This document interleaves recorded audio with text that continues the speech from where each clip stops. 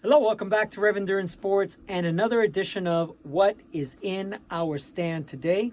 It's a hashtag you can follow across all my social media, so Twitter, Instagram, Facebook, and of course here on YouTube.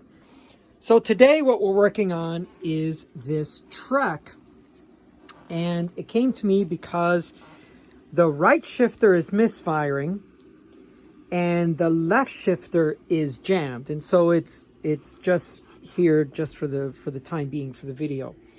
But what I wanted to show you is one of the things that I do before I start taking a bike apart is, for example, this is the top of where this clamp was.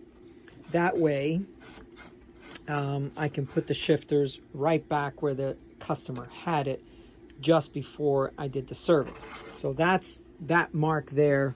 I've got another one here because I haven't moved this shifter just yet.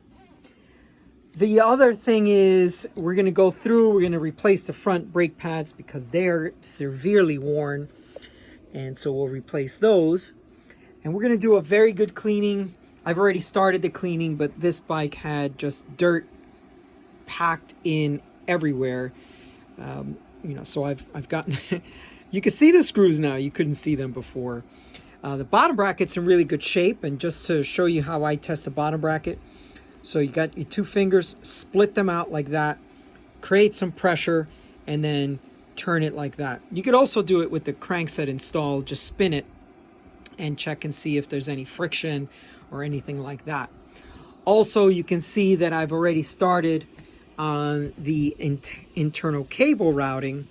So I've got one of these plastic tubing sheathing coming up through the frame, coming backwards through the frame, and then coming out and anchored with a piece of tape. Okay, so this way now when it's time to route the cable, all I have to do is feed it through the plastic tubing inside the frame and it comes out the other end.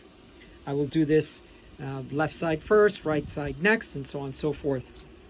But you know, some of the things that I wish to show you is, like, for example, corrosion on brake cables and housing. I mean, this should never happen. Get a good quality stainless steel cable at the very least.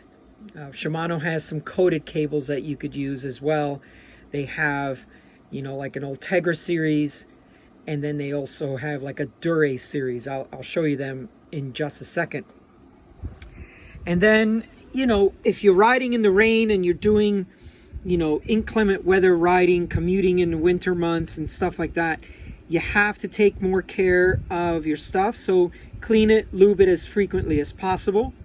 And in this case, this is Ultegra stuff that we put on here with these 4630 chain rings, so that the customer could get a lot of gear range. There's also, so this is a 30, and then the wheel has a 34, and that's here, right? So this is better than a 1-to-1 ratio. So you have a 30 tooth chain ring and a 34 tooth cog in the back as your major cog.